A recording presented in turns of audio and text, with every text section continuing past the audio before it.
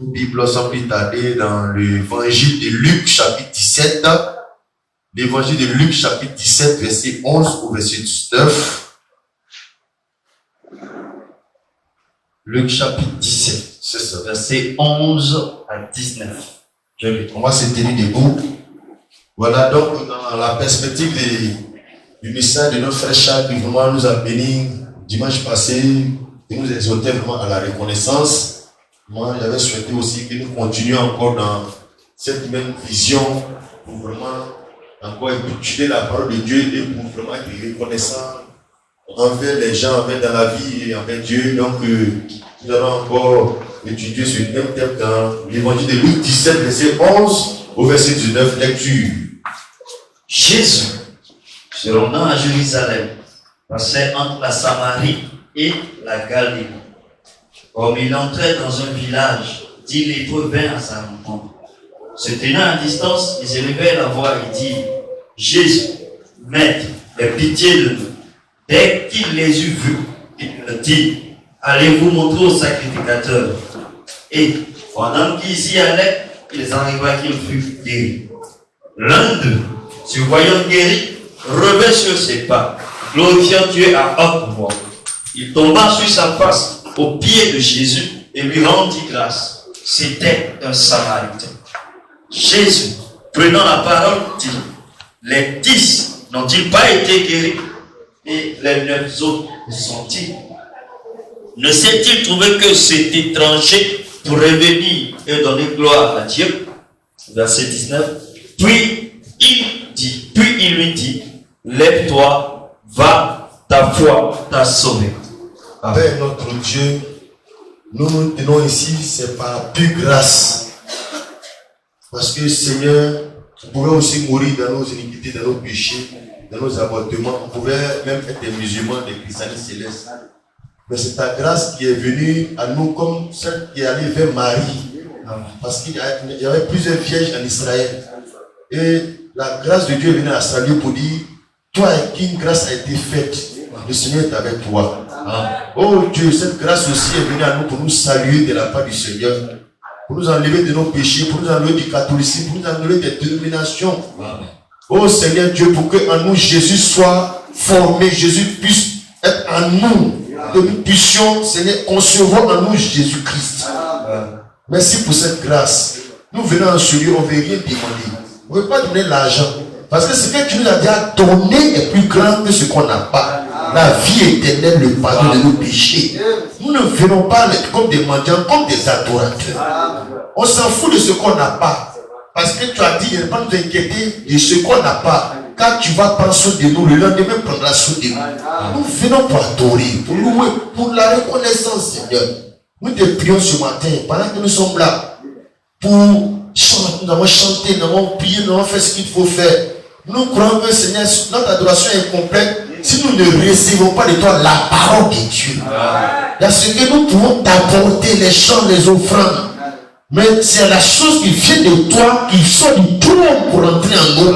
C'est ça qui fait que l'adoration est scellée. Père notre Dieu, viens nous enseigner, viens nous bénir. Aujourd'hui, partout dans tout le monde, les gens sont rassemblés pour adorer. Père, nous voulons croire qu'aujourd'hui, Seigneur, nous voulons t'adorer dans la vérité de Dieu. Car tu cherches les vrais adorateurs. Tu ne cherches pas les endroits où les gens sont nombreux, mais où l'adoration est vraie. Même quand les gens sont dans le péché, en venant vers Dieu, ils sont vrais pour se repentir. Comme David, des gens qui peuvent reconnaître l'état. Seigneur, peut-être que nous soyons vrais ce matin.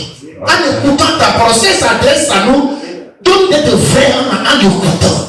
Donne de ne pas la rejeter. Si ça touche, tu dois nous pécher. Nous voulons être vrais adorateurs, Seigneur. Oh Dieu, merci de bénir notre entendement. Écoute. Et que là où nous sommes, si quelqu'un est malade, qu'on n'ait pas besoin de lui imposer les mains. Que ta parole détruire, consumer la maladie. Si quelqu'un est désespéré, découragé, que ta parole, Seigneur, lui donne de l'espoir. Car tout ce que nous cherchons est dans ta parole. Bénis ce moment, Père, au nom de mon Seigneur Jésus-Christ. Amen. Que Dieu soit loué ce matin. Alléluia. Nous connaissons plus ou moins cette histoire des 10 lépreux. Nous avons prêché plusieurs fois. Mais nous croyons que la parole de Dieu vraiment est une profondeur. Et nous pouvons prêcher les mêmes versets vraiment plus de 1000 fois. Nous allons recevoir aussi 1000 bénédictions de différentes manières. Vous voyez cette histoire des 10 lépreux nous enseigne, frère, que le problème aujourd'hui de nos sociétés, c'est le problème de reconnaissance. Tu vas aller dans la politique, il y a les gens qui sont déçus, il y a plein de reconnaissance. Les gens que tu as pu aider dans la politique sont devenus ce qu'ils sont. Il y a plein de reconnaissance. Tu vas aller au Sénégal, tu vas venir en Côte d'Ivoire, tu vas aller dans les familles, tu vas aller dans le sport, dans les amitiés, dans les églises, partout. Aujourd'hui, il y a une valeur qui est vraiment problématique, la valeur de la gratitude et de la reconnaissance. Alléluia. Donc il y a la reconnaissance dans la vie générale entre les hommes, mais le plus gros problème, c'est la reconnaissance envers Dieu même. Amen, amen. Regarde, frère, dans ce passage-là, il y avait 10 lépreux qui étaient malades. 10 personnes lépreuses, la lèpre, c'est une maladie grave. À l'époque, quand tu as la lèpre, c'est fini, tu es isolé, tu es mis en quarantaine, tu sors du village, tu sors de la ville, tu es dans ton campement à part, tu es là-bas, tu mets, c'est fini. C'est comme le sida. Bon, aujourd'hui, le sida est même plus acceptable. À l'époque, le sida, tu as ça, c'est fini. Tes parents, tes amis, c'est fini. C'était comme ça à l'époque. Donc, il y avait 10 personnes qui étaient comme ça, lépreuses, donc qui étaient déjà en quarantaine, hors de la vie. Et Jésus, quand on vit Jésus, on demandait que le Seigneur intervienne dans la vie, il les a guéris. Quand il les a guéris, il leur a dit d'aller se monter au sacrificateur. Et puis, en route, quand ils partaient, ils ont été guéris. 9 ont continué leur chemin. Mais il y a un seul qui est revenu sur ses pas.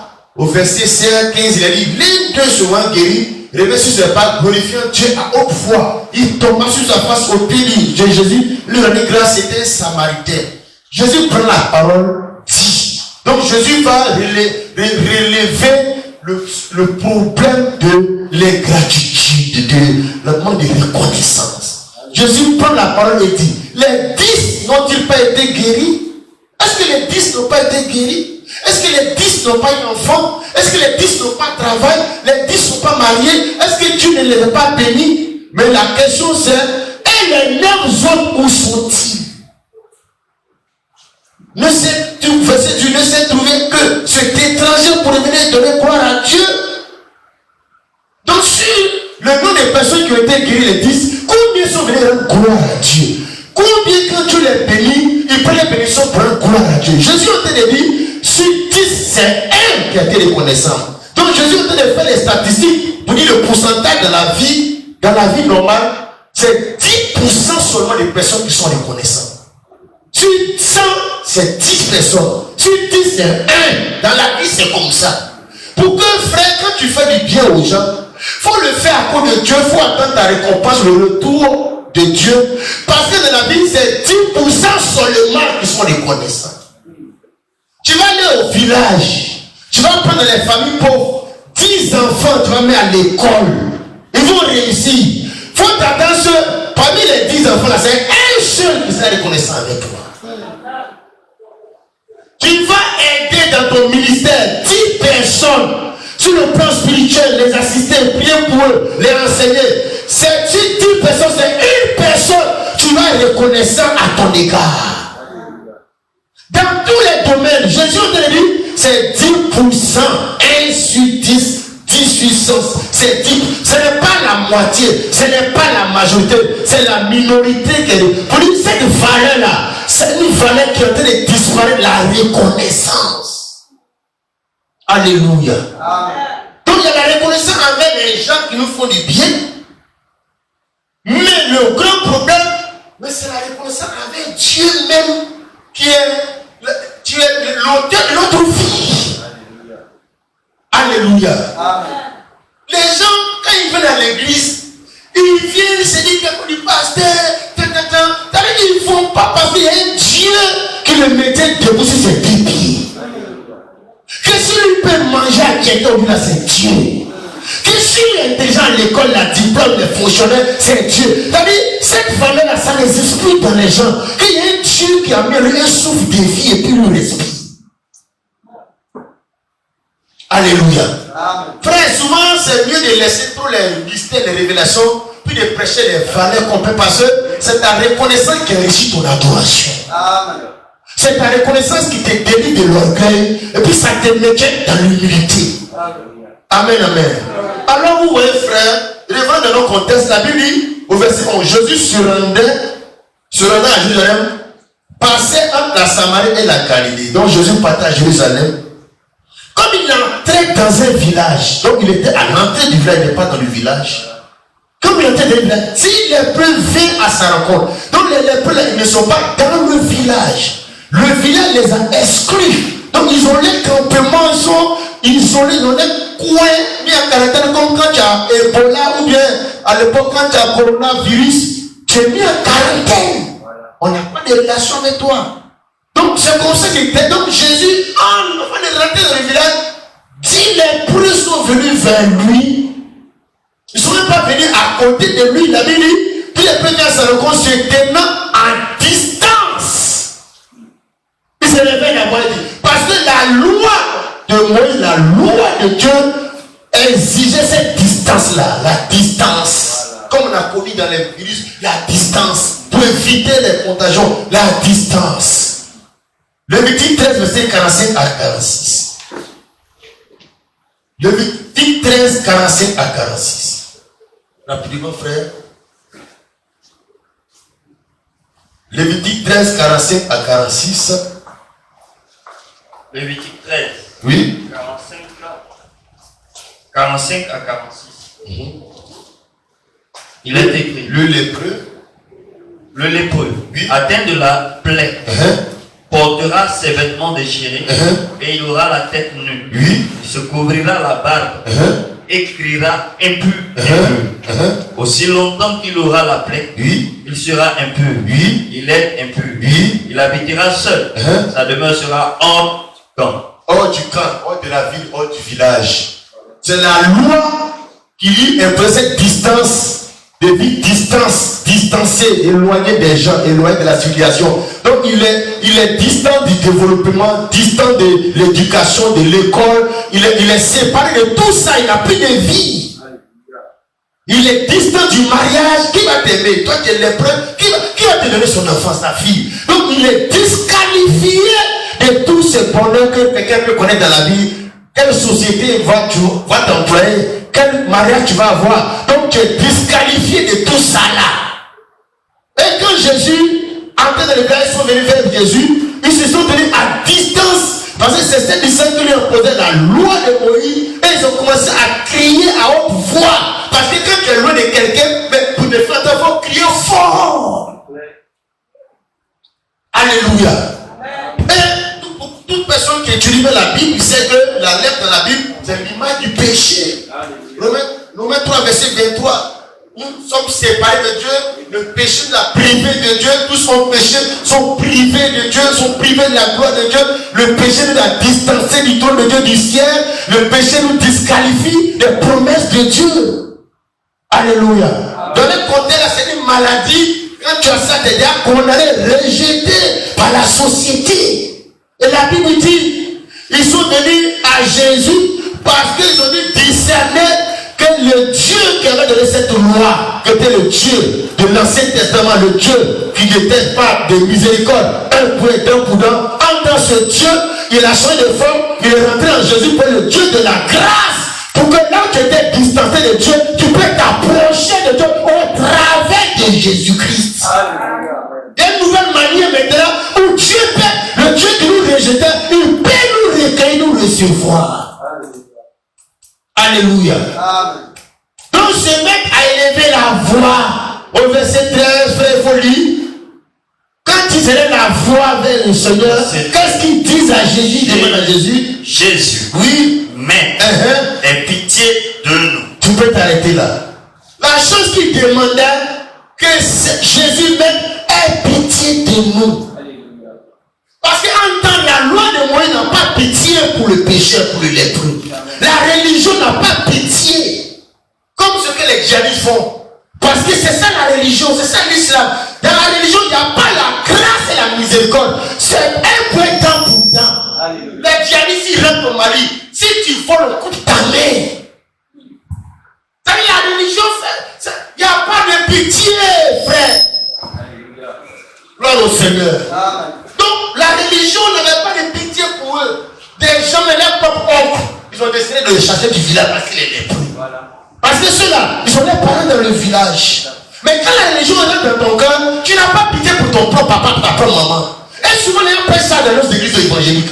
Ta maman est sorcière, non? Mais si ta maman est sorcière, tu dois mettre dans ton cœur la miséricorde, la grâce et la pitié, parce que c'est la sorcellerie qui vient la plaquer et puis elle est sorcière.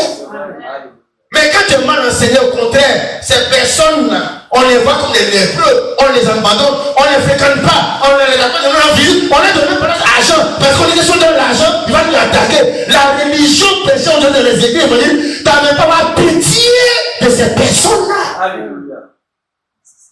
Mais Dieu donne un autre regard pour avoir pitié des musulmans. Alléluia. C'est pourquoi nous on fait débat avec on n'a pas pitié, on veut que Dieu les fasse grâce. Alléluia. Amen. Il dit, aie pitié de nous. Parce que notre société, nos vies n'a pas pitié. Mais toi, tu peux avoir pitié. Même aujourd'hui dans la politique, frère. Mais les riches n'ont pas pitié des pauvres. Comment comprendre que des gens peuvent aller casser des bidonvilles comme le commencer campement? Parce que nos sociétés là, à cause de l'argent, la cupidité, la politique, le pouvoir, les gens n'ont pas pitié. Même des gens qui les ont élus. Les blancs, les américains, ils n'ont pas pitié parce qu'ils mettent ton béton et ils s'en foutent que vous allez mourir. On est des mondes, les hommes n'ont plus de pitié, mais un Dieu, il a plus la pitié, avoir pitié de toi. Alléluia. Est-ce que les gens ont pitié? Même dans le fait des relations femmes, est-ce que les gens ont pitié? Est-ce que ton argent, ils cherchent? C'est les intérêts, ils n'ont pas s'en foutent. Gloire au Seigneur. Avant. Il y a des choses que même les gars ils sont volés, ils ne font pas. Mais les gens n'ont plus pitié, c'est-à-dire la conscience de Dieu, les gens n'ont pas ça. Les gens font les sacrifices des moutons, des bœufs pour faire les choses. Mais aujourd'hui, c'est l'homme, on prend, c'est les bébés, on prend. La pitié, c'est-à-dire les sentiments de pitié, de compassion, mais ça n'existe plus. Dans nos églises, les pasteurs, mais ils n'ont pas pitié de détruire les femmes pauvres, les femmes veuves, les enfants. Et ils s'en foutent de ça. Alléluia. Il dit Jésus, mais aie pitié de nous. Les gens n'ont pas pitié de nous. Toi, tu peux avoir pitié de nous. Toi, tu peux nous regarder avec notre regard. La loi de Moïse n'a pas pitié de nous. La politique n'a pas pitié de nous. Mais toi, aie pitié de nous. Aie pitié de nous, il y a tout. Ils n'ont pas bien de lui. Guéris-nous. Donne la santé. Aie pitié de nous. Ça résumait tout. Jésus savait ce que ça voulait dire. Et ce qu'il voulait. Il voulait qu'il fasse pour eux. Alléluia. Amen. Gloire à Dieu. Amen. Frère, tu vas aller passer concours. Tu vas étudier. Tu as écrit.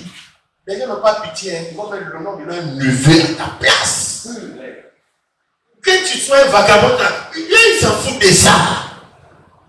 Mais Jésus peut avoir pitié de toi. Amen. Tu peux crier à Jésus. Ce monde n'a pas de sentiments. Le système dans lequel les gens ne sont pas de pitié. Quand les gens sont encore habillés, autrefois, avec maintenant c'est différent. Avant qu'on habille, on explique, non, j'ai pardon, les papiers là, voilà. Ils te comprennent. Aujourd'hui, tu ne donnes pas son argent à jouer les taxes là. C'est mort. Quoi, je suis sur les. Ils s'en foutent que l'État le paye, la maison payée. Il n'y a pas de pitié. Il n'y a que le Seigneur Jésus qui peut avoir pitié. Amen. Mon frère, si tu es à Jésus, tu es heureux parce que lui, il va avoir pitié, il va sciencer pour toi. Amen. Si tu n'as pas Jésus dans ce monde, tu es foutu. Il dit Jésus, mais aie pitié de nous. Amen. La Bible dit, dès qu'il les a vus, il leur dit, allez vous montrer au sacrificateur. Qu'il a vu l'état, qu'il a vu la situation, les maladies, les lèvres, que ceux-là, ils sont disqualifiés de se marier, faire enfant, de travailler, et quelle entreprise va prendre les preuves? Quelle entreprise va embaucher ces personnes? Mais sa pitié s'est exprimée, il a dit, allez vous montrer au sacrificateur. Donc, allez me dit, ils n'ont pas quitté cette position dans laquelle ils sont pour aller aussi avoir part à ceux dont les autres sont au droit. Alléluia. On a une société où les gens se foutent du droit du pauvre. Le droit de... Droit de quoi? Droit de l'homme.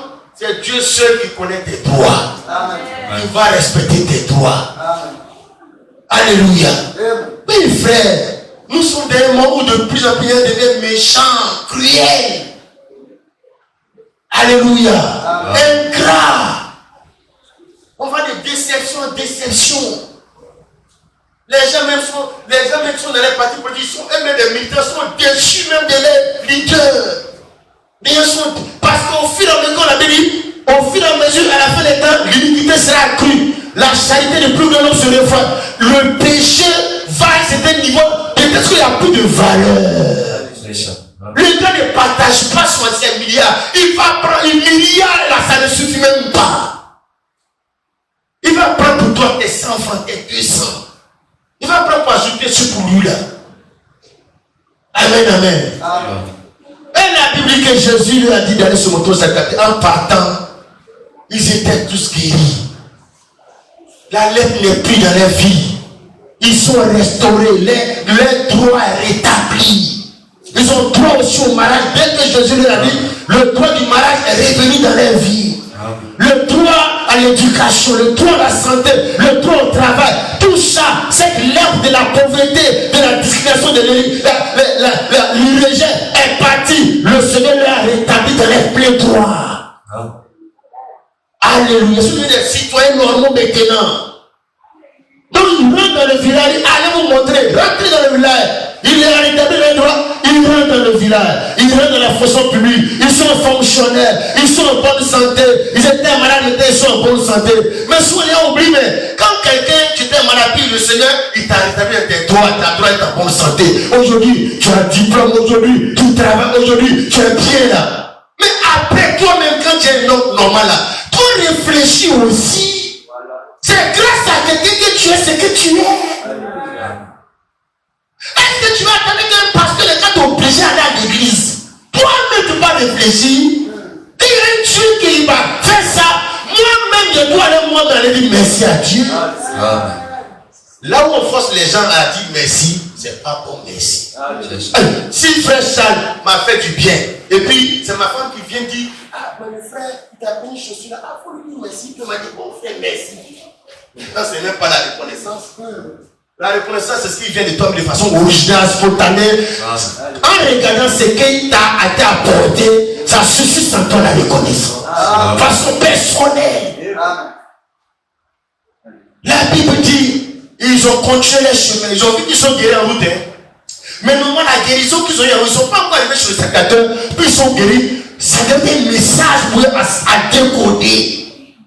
À interpréter. C'est-à-dire chacun doit interpréter les choses que Dieu fait en cours de marche qui lui arrive.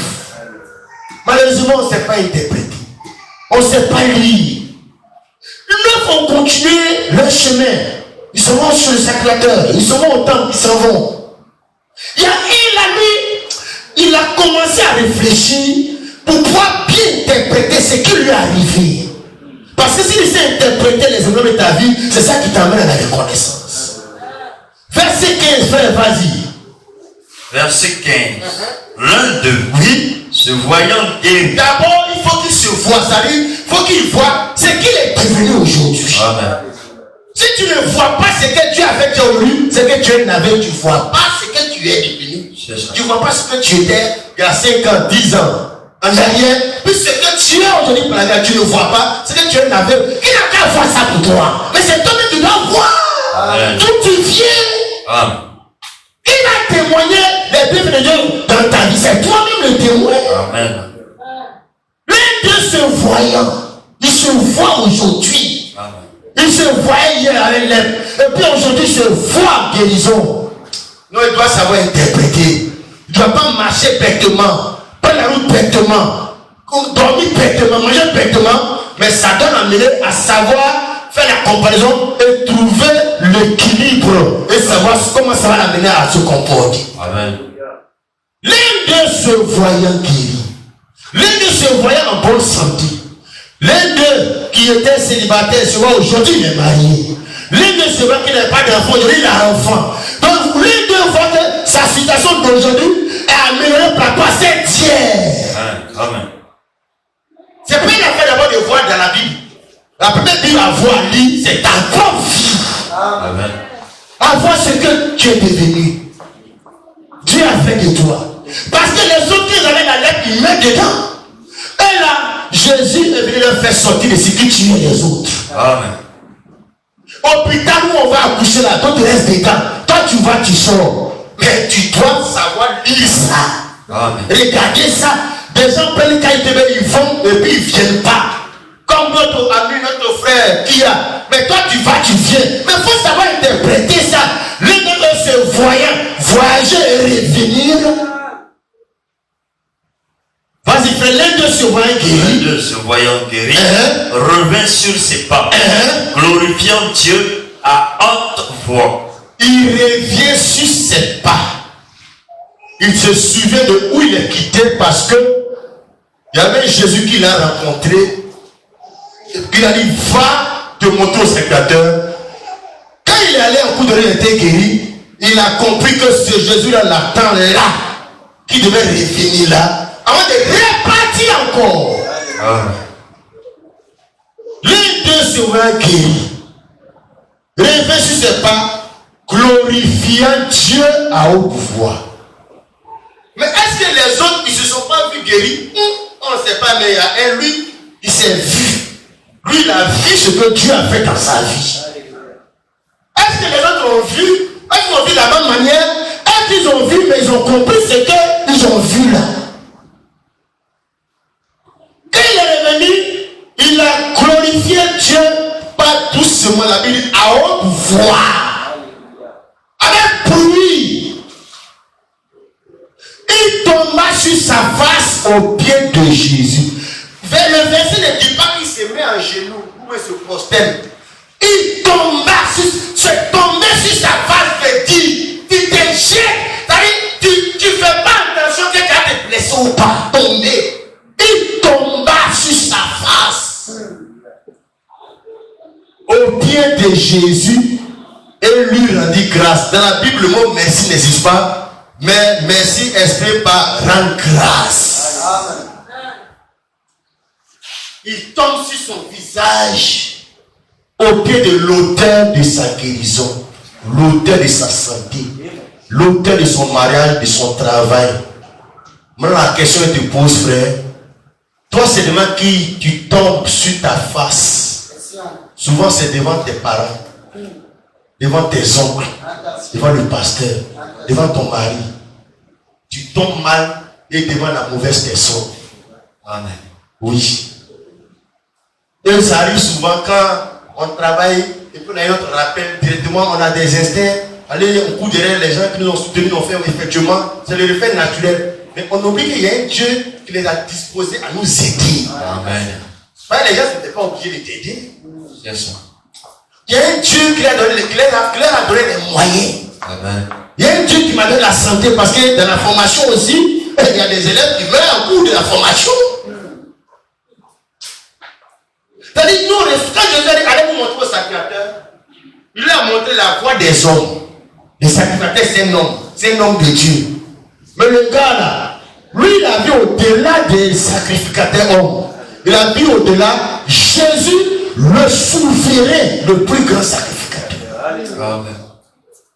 Parce qu'il y a un sacrificateur de Jérusalem qu'il a rencontré, qui lui a dit, voilà. Mais il sait qu'il a rencontré Jésus, qui lui a dit d'aller se montrer, qu'il a intervenu. Alors, qu'est-ce qu'il a fait? Il a reconnu que derrière ses parents, il a un père dans les cieux, au-delà de ses parents. Amen. Au-delà de ses parents qui l'ont mis au monde, il y a un Dieu qui l'a formé dans le sein de sa maman.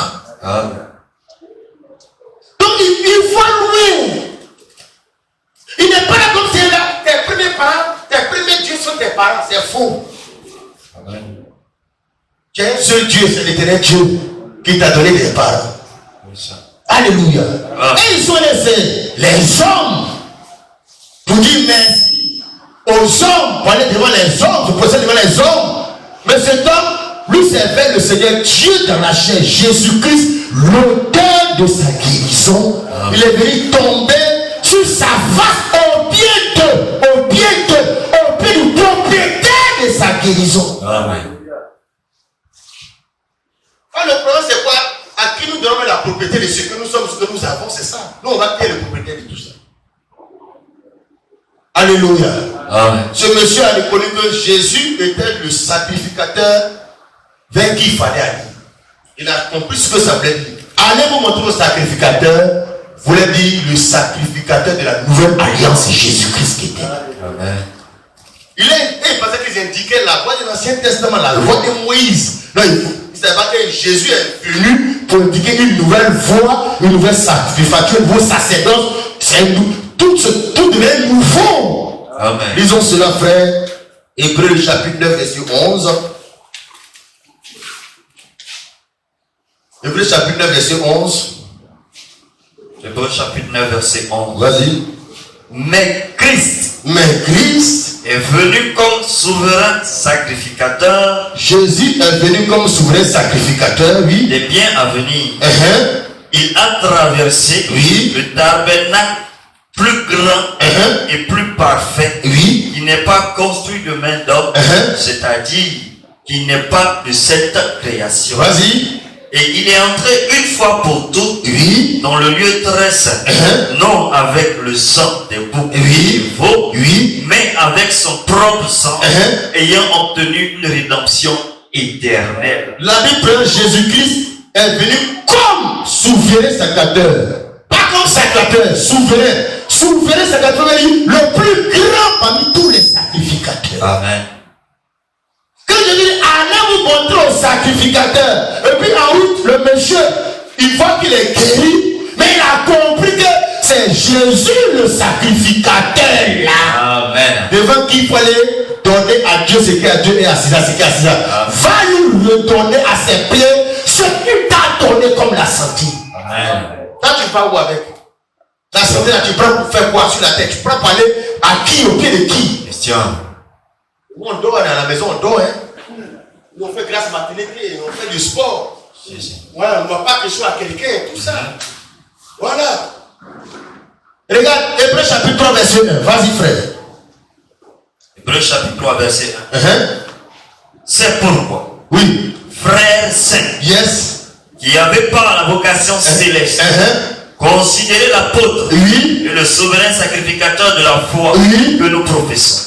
Le souverain sacrificateur de la foi que nous professons, Jésus, qui a été fidèle à celui qui l'a établi, comme le fut Moïse dans toute sa maison. C'est pourquoi frères saints n'ont pas des frères qui sont spirituels. Amen. C'est eux là, à eux qu'on parle, les gens spirituels, qui n'avaient pas la vocation, c'est de considérer, dans la considération de Jésus, considérer l'apôtre. Qui est l'apôtre? Est-ce qu'on parle de l'apôtre Paul? Non. Vous voyez, les apôtres, on va dire, ça c'est Paul, c'est un apôtre. Mais quand il y a un apôtre, c'est qu'il y a l'apôtre. Amen. S'il y a prophète, c'est qu'il y a le prophète. Amen. S'il y a sacrificateur, c'est qu'il y a le sacrificateur. Amen. C'est que le problème des gens, les articles là, c'est ça. Moi je suis un Dieu, mais Jésus est le Dieu. Amen. Parce qu'un Dieu provient de celui qui est le Dieu. Amen. Donc ça veut dire quand il y a un pasteur, ça veut dire qu'il y a le pasteur. C'est Jésus le pasteur de l'église, des gens d'église. Le petit pasteur, c'est le petit pasteur du quartier. Et le petit pasteur, il fait une église comme ils sont le pasteur fondateur, Dieu Robert, président pasteur. Non, c'est Jésus qui est le président pasteur fondateur. Amen. Toi tu es le petit pasteur.